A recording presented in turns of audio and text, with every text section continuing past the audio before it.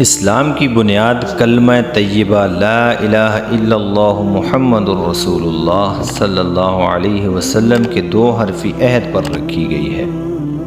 اللہ تعالیٰ کے سوا کسی مدعی الوحیت کا وجود ناقابل برداشت ہے۔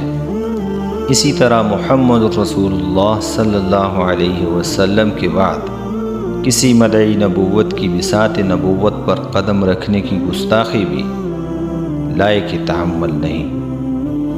یہی عقیدہ ختم نبوت کا عقیدہ کہلاتا ہے، جس پر صدر اول سے آج تک امت مسلمہ قائم رہی ہے۔ جو لوگ لا الہ الا اللہ محمد الرسول اللہ صلی اللہ علیہ وسلم کے ایمان و اقرار سے سرشار ہو کر اسلامی برادری میں شامل ہوں، ان پر یہ فریضہ عائد کیا گیا ہے کہ وہ باغیان رسول اللہ صلی اللہ علیہ وسلم کے خلاف بھی سینہ سپر ہو جائیں اور جھوٹے مدعیان نبوت کی طلسم سامری کو پاش پاش کر ڈالیں۔